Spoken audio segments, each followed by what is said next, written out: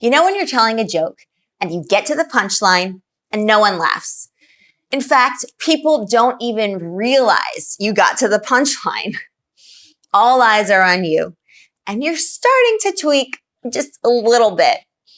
Trying to remain cool and calm, you say, "Get it, guys? Get it?" Someone finally breaks the silence saying, was that a joke? Or at that moment, you feel like a deer in headlights, totally exposed, completely embarrassed. Then your inner voice screams out, "I told you no one was gonna get it." The struggle is real. So let's swerve that situation as best we can. Let's talk about barriers to communication. Ready to get started?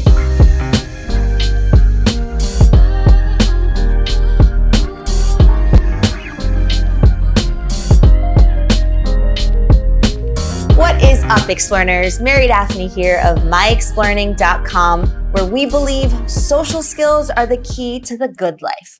What's the good life? It's where you call the shots, you have a crew you can count on, and you're on a mission you care about. Today, we're talking about common communication barriers. I have a lot to say on this topic, so we'll break it into 2 videos. How often do you say something to someone only to get a blank stare or confused look?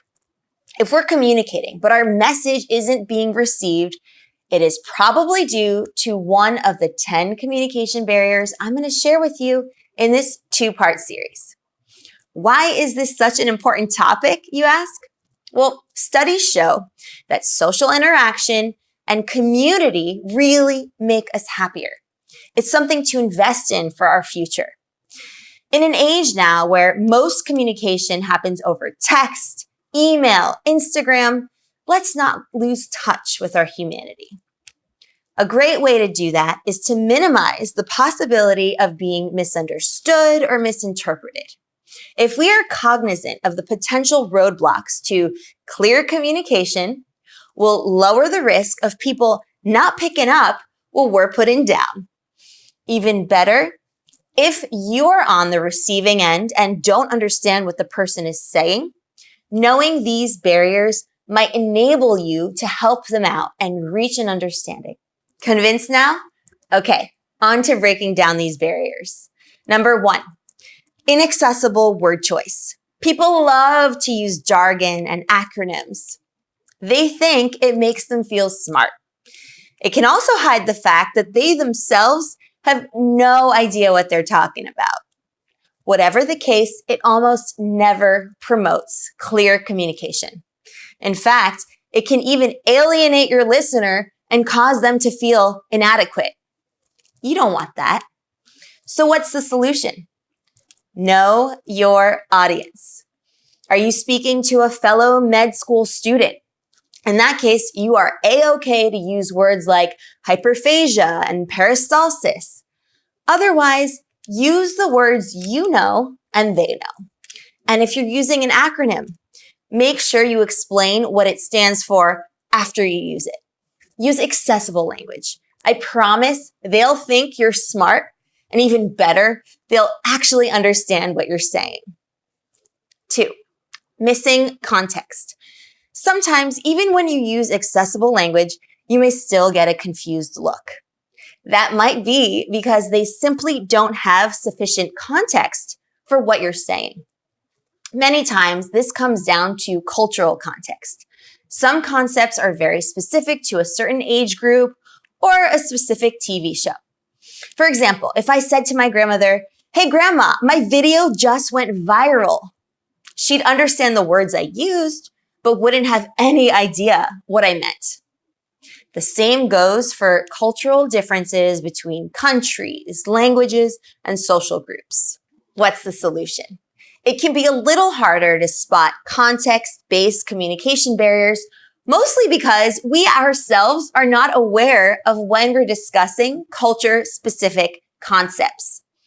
A good rule of thumb is that if the person you are speaking to is of a different age, from a different country, or has a very different background, you should be on high alert for context-specific language. If they don't seem to understand what you're saying, consider providing a bit more explanation or scaffolding for the concept you're trying to convey. Your goal as a communicator is to transmit your message as effortlessly and smoothly as possible. So don't be afraid to pause, rewind, and define cultural terms when necessary. 3, nonverbal cues.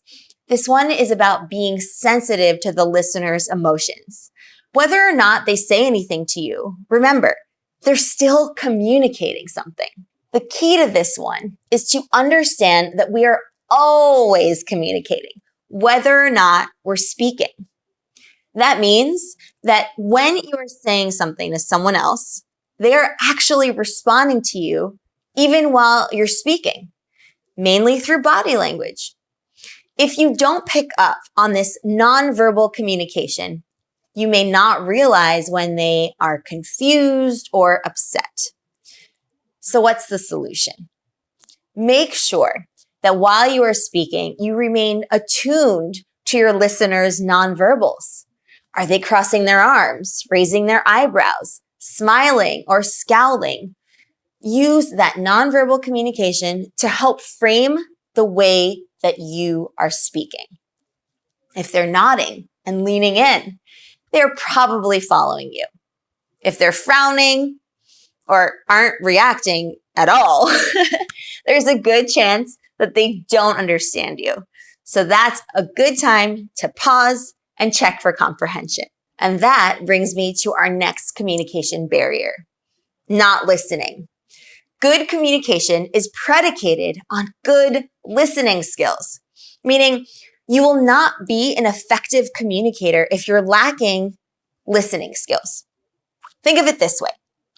If you're engaged in conversation with someone and all they do is hog the floor to the point where you can't even get a word in edgewise, is that fun for you? No way. A conversation is a two-way street. It is bi-directional. It's a back and forth of sharing and listening. If you're not listening, then you're not hearing the message. For the message to get transmitted to you, you must open your ears. So what's the solution? Make a point of really listening.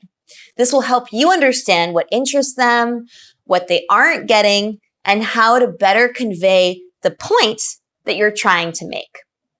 Even better, when they see that you're listening to them, they in turn feel more willing to listen to you. Number 5, speaking too fast.